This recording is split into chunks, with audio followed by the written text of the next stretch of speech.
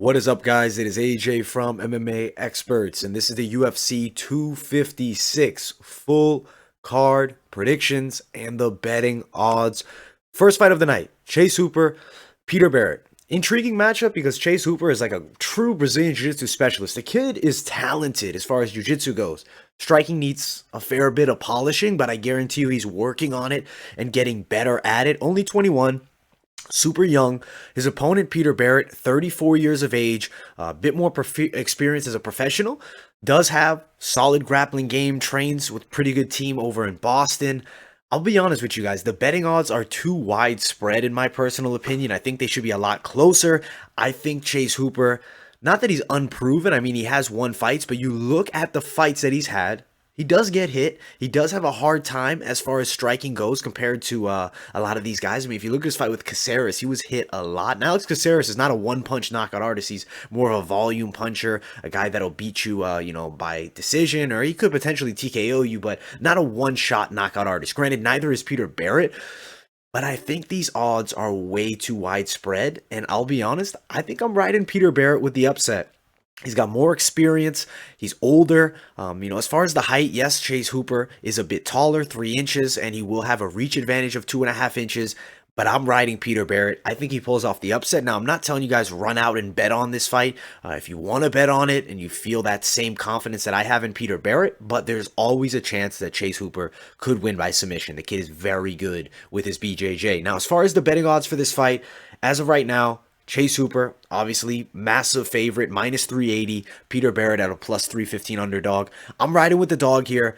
I think he can win this fight. He went in there and fought 3 rounds with Yusuf Zalal, and I think that he's going to beat Chase Hooper here. I'm riding with Peter Barrett. Chase Hooper, though, a lot of potential. Young kid, could definitely get the win.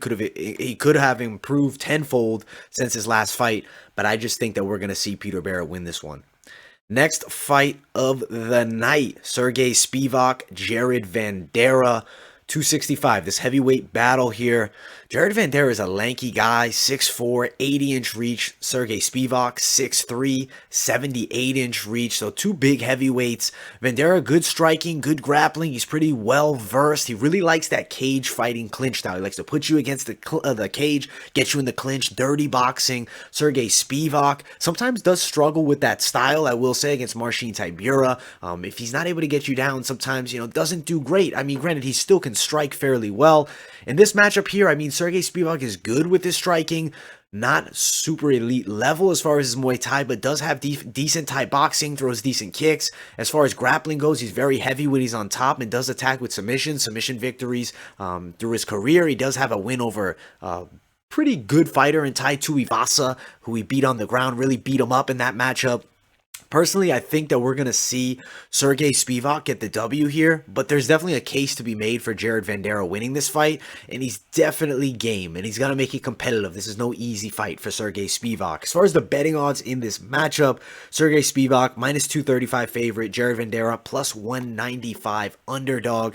I like Spivak. Slight favorite. I think the odds could be a bit closer than they are, but I really feel it's, unproven is Vanderaa inside the UFC, and he has lost before, but he is a former champion in the EFC, fought for the LFA title. He's durable. It's not an easy matchup. I think a decision for Sergey Spivak. The one thing I also really like about Spivak, he does keep a high guard stance, so you really got to rip his body. His opponent, being tall, may necessarily not want to go low, not want to reach for the body, doesn't seem to be as much of a body snatcher, and I really do like the hip throws that we that we see from Sergey Spivak. So I am riding Spivak by a decision in this matchup over Jared Vanderaa, which should be a decent heavyweight fight here.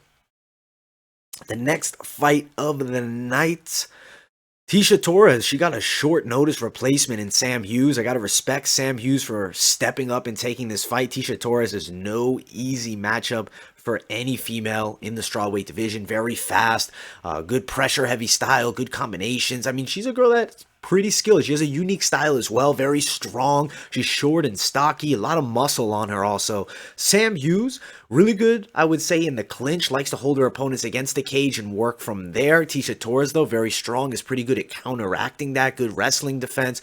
Personally, I could see an argument for Sam Hughes winning this fight, which would be a big upset. She is taller, she does have the reach advantage, but I gotta ride with the experience of Tasha Torres. I think she has the tools to win this matchup, but it's not gonna be one-sided. I think it's going to be competitive. I think it's going to be close, and I think it's going to go the distance. Tasha Torres, not much of a finisher, but she's also never been finished, and that's why I'm riding Tasha Torres, especially on short notice. Granted, I do believe Sam Hughes will be in shape.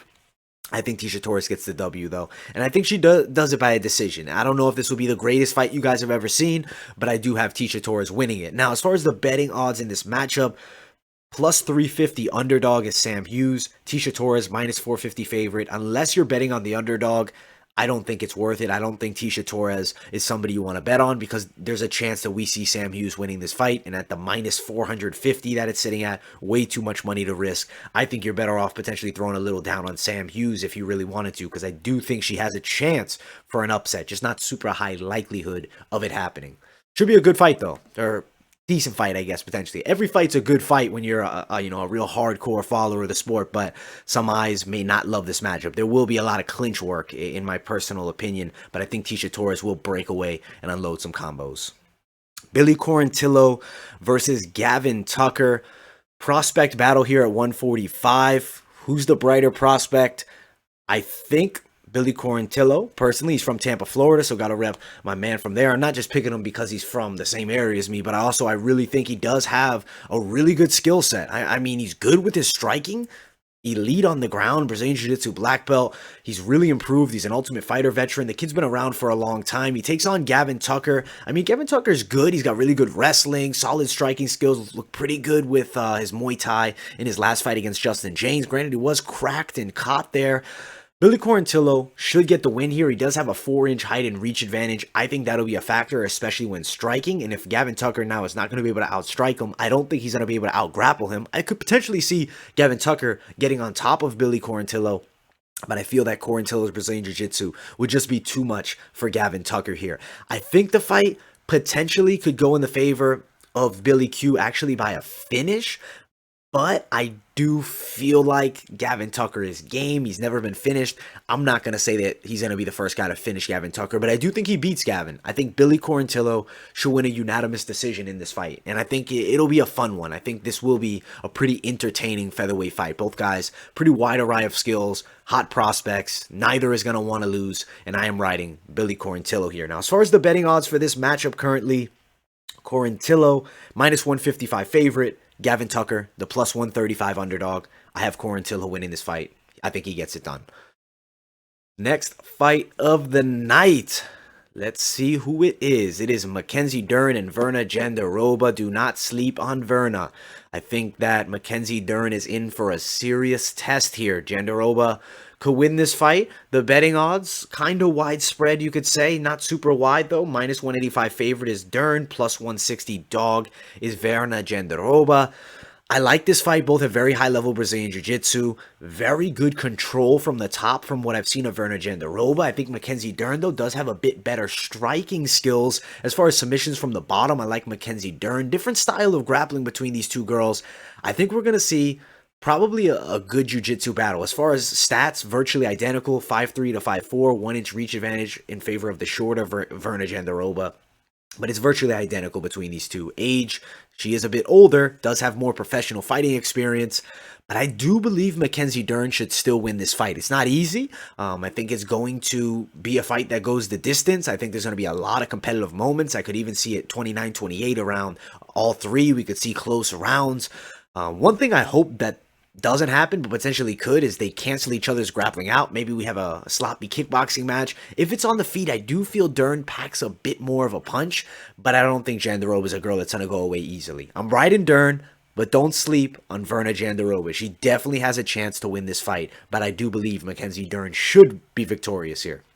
I'm excited to see it though, because these are two hot prospects here. I mean, both have, I think, bright futures and still have some years left in the sport, most definitely. Even for Verna, even if she loses here, she's only 32. I think she's got some serious skill sets, honestly, and I think she's developing still. Same with Mackenzie Dern. The winner here and the loser, I don't think it's make or break fight for either of them. Next fight of the night, Cub Swanson versus Daniel Pineda. Cub Swanson, older guy now at 37, takes on Daniel Pineda, 35. So both these guys, not super youthful at this point. Both have been around for a long time. Both have loads of fights, 26 and 11 for Cub Swanson, 27 and 13 for Daniel Pineda. Both have been around for a long time. Pineda, UFC veteran, got cut, came back, victorious in his comeback, beat Herbert Burns, which was really impressive because I was pretty impressed by Herbert Burns' performances inside the UFC. Cub Swanson beat Kron Gracie in his last fight, really put on a good showing there, avoided the grappling, beautiful combination punches, excellent movement. Daniel Pineda is a savage. I mean, he's coming forward and he's coming to kill or be killed. No victories by decision by Pineda. He's a guy that is looking for a finish. Cub Swanson, though, not an easy guy to finish. I don't think that Daniel Pineda is going to be able to tap Cub Swanson here. I don't really think he's going to be able to knock out Cub Swanson, but I think his wrestling and his pressure could give Cub some serious problems in this matchup. I think it's going to be a dog fight. I think this could potentially be the fight of the night. I'm riding Daniel Pineda. I think Pineda gets a decision, which would be the first decision win of his career. I could also see Cub Swanson winning this fight. I'm riding Pineda. But I don't know. It could potentially go either way. I definitely say it's a close matchup. It's not 100%. Oh, this guy's definitely gonna win it. It's not easy. Cub Swanson, veteran, a lot of tools. But I think Pineda, he's riding the momentum. Hasn't lost, I believe, since 2017, and I am riding him. As far as odds, minus 165 favorite is Pineda. Cub Swanson plus 145 underdog. Riding with the slight dog here in Daniel Pineda, or rather with the slight favorite here in Daniel Pineda. I think he wins it, but Cub Swanson is a live underdog without a doubt. It could go either way here, but I lean Pineda by just a bit. Next fight of the night. This will be the first fight on the main card. And it's going to be awesome. I can't wait for this. Junior Dos Santos and Surreal. Let's see how good Surreal is. This is a serious test. Granted, I will say, perfect stylistic matchup for him.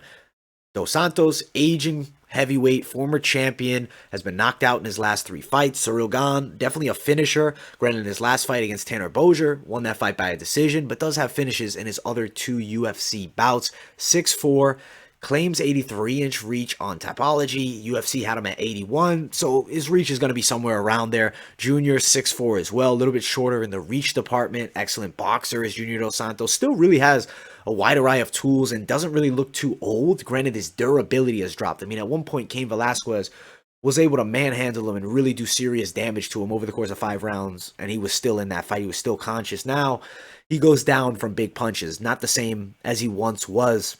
He's taken a lot of shots throughout his career, but he still looks youthful. He still talks well. He's still lively. I'm not going to say Junior Dos Santos is a shot fighter. He's absolutely not. But Surreal is just a hot prospect. Excellent Muay Thai, very relaxed. He likes to keep his hands low, so he's pretty unpredictable. And he moves like a much lighter guy. I mean, he weighs in at 249, 250. The guy moves like he weighs, 185 pounds. He's got very good skills. I'm hot on Surreal. I think he's a real prospect. I'd like to see him fight a wrestler or some type of grappler. I think that'd be scary for him. But in this matchup here, this is going to be a perfect showcase fight for him. I think this could potentially bring him to heavyweight stardom. I'm riding Surreal, knockout victory. I think second round, he's going to put Junior Dos Santos unconscious in what should be a really awesome fight. As far as the betting odds, is a minus 420 favorite. Junior Dos Santos at a plus 335 underdog. I don't like how widespread those odds are, but I guess they just don't see a lot of potential for Junior Dos Santos to win this fight. I think he definitely has a puncher's chance, but granted, undefeated inside MMA. I don't think Junior beats him, though. I just don't. I think his time has passed, especially versus these young guys. It seems like they're now using Junior Dos Santos as a bit of a gatekeeper, and we're going to see how high Surreal ceiling is. I mean, if he goes out there and blitzes Junior in the first round, that would be best case scenario. If he has a competitive 3-round fight, he still looks good. I mean, you still beat Junior. If you take a loss to Junior, it's not the end of the world either. I mean, only 6 pro bouts and you're fighting Junior Dos Santos. But I think Surreal should be victorious here. Good main card overall. The next fight is going to be fun too. Good battle. Kevin Holland, Jacare Souza. A lot of people sleeping on Jacare. I think they forgot that he's coming off a split decision loss to the light heavyweight champion, Jan Blachowicz.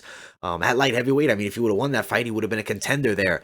Excellent Brazilian Jiu-Jitsu. Granted, he is 41 years of age now. Kevin Holland, 28. Wide array of skills for Holland. Really good striking, rangy. He's a lanky guy. He's got an 81-inch reach. He's going to have a 9-inch reach advantage. If I'm Jacare, I'm trying to really close distance and avoid striking from the outside with Kevin Holland, because from the outside, it's going to be all Holland.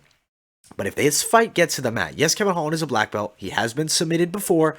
Jacare Souza is a next level black belt, one of the best black belts, of all time in mixed martial arts. Very high level Brazilian Jiu-Jitsu.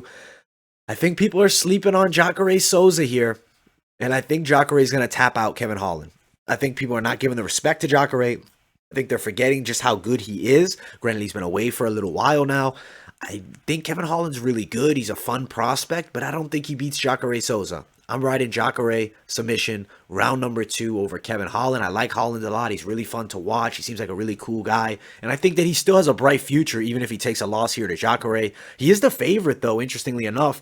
Jacare Souza, actually, take that back. The odds have now shifted. Early on, he was the favorite. Right now, they're pick'ems, -110 to -110. It's going to vary around there. Pick'ems fight. I'm riding Jacare Souza.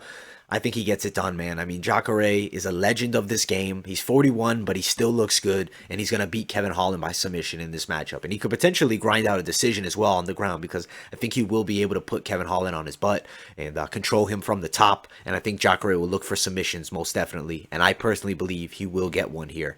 Should be a fun fight, though. I'm really pumped for this matchup between these two. Now, the next fight of the night, Hanato Moycano and Rafael Fiziev. This is a prospect battle in the lightweight division. I think the winner here really sets themselves on a good trajectory towards, top 20, top 15. Fiziev coming off a big win over Mark Jacare. Moycano, quick submission over Damir Hadzovic.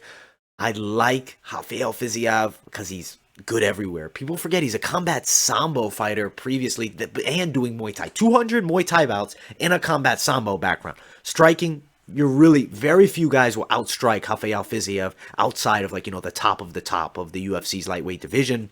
Hanato Moycano, dangerous BJJ, has a very upright striking style, does have good Thai boxing, but there's a level difference here. Height advantage, Moycano. Reach advantage, slight to Moycano, only half an inch. I don't think Moycano's going to want to sit there and strike with Rafael Fiziev because he will knock you out. I think this is going to be Fiziev's first UFC knockout victory. Prediction, second round knockout for Rafael Fiziev. His striking is excellent. His grappling defense will be good enough to fend off Moycano's Brazilian Jiu-Jitsu skills. I'm picking Fiziev to win this matchup in what should be an awesome fight. I think this is going to be fun. I think there's a lot of really potential for excellent battles on this entire card, and this is definitely one of those matchups here. If Tiger Muay Thai, he's the coach there for Muay Thai. The striking skill of Rafael Fiziev is elite level. As far as odds, -155 favorite is Fiziev. Moycano at a +135 dog. I like the favorite Fiziev here. I think he does get it done, definitely. And I think it's going to be a lot of fun. Co-main event of the evening. Could not have asked for a more fun co-main event, honestly. Charles Oliveira, Tony Ferguson. This is going to be spectacular. I just cannot wait for this fight. Dangerous Brazilian Jiu-Jitsu practitioner is both of these guys, but Charles do Bronx Oliveira is very tricky on the ground. His Brazilian Jiu-Jitsu scary, so is Tony Ferguson's. I will say, if there's one man that might have better BJJ than Ferguson, could be Charles Oliveira. Nasty submissions and improved striking. His kickboxing is really good now. He's got that upright Thai style, jumping kicks. He throws a lot of unorthodox stuff, as does Tony Ferguson. I think it's going to be a sweet fight. Tony Ferguson's going to really want to be coming back strong after that tough loss to Gaethje. I'm riding Tony Ferguson to win this fight. I think he gets a knockout in the second round. He's going to wear down Oliveira. Watch the body attacks of Tony Ferguson. He's going to come forward. Oliveira doesn't have the power to affect Tony Ferguson. I don't think anybody really has the power to knock Tony Ferguson unconscious. I mean, the guy's chin is steel. He took Gaethje's best punches, and Gaethje puts everybody's lights out besides, Khabib and now Tony Ferguson. I think that we're going to see a really fun fight, back and forth. First round's going to be competitive. I think that Oliveira will definitely get his shots in. He's going to land big strikes, but Ferguson is relentless. Forward pressure, take one to give one, and he will break Charles Oliveira and stop him in the second round. And honestly, if Tony Ferguson wins this fight, and if Khabib is considering a comeback, I think why not set that fight up? I mean, I think it would be epic to see those two finally. I believe they were supposed to meet, what, 7 times? I think the UFC should try to book it. If Khabib's down for one last one, and he said Poirier and Conor do not interest me, he's not going to rematch Gaethje, he's not going to fight Michael Chandler, he'd fight Tony Ferguson. And that's the fight that I would want to see. I'm 100% down for that fight. And I think we're going to see Ferguson get the win. And potentially, that might happen. Betting odds here, minus 165 favorite is Ferguson. Oliveira, plus 145 underdog. I like Ferguson here. Oliveira, though, definitely a live dog, but Tony Ferguson is not getting tapped here. He's very high level on the ground, high level on the feet, and he beats Charles Oliveira in a fight that I think is going to be absolute violence. Next fight of the night is the main event of the evening. Deiveson Figueiredo takes on Brandon Moreno, the assassin baby. I'm super excited for this fight. Moreno does have a slight height and reach advantage of 2 inches in both categories. Deiveson Figueiredo is just a master of technique. I mean, if you saw his fight against Alex Perez, Perez seems to maybe have his back. Figueiredo turns it around, gets a tight arm and guillotine, gets the tap. First round. I think that Figueiredo is something special. Brandon Moreno is an absolute savage, very forward, pressure with his striking. He's going to close distance. He's going to look to land big strikes or throw looping shots. He'll look to get this fight to the mat potentially, and he'll get on top. He's very strong on top. We saw that against Brandon Royval, who's an excellent grappler. But Deiveson Figueiredo is a different level. His counter striking is on another level. I think Moreno will overextend himself. I think Figueiredo's going to land big punches if he does do so. I think we're going to see probably Deiveson Figueiredo grab a submission. Moreno has a very good chin, has never been knocked out ever through his career. His one loss by finish, not Contender Series, Ultimate Fighter against Alejandro Pantoja. He lost that fight by submission.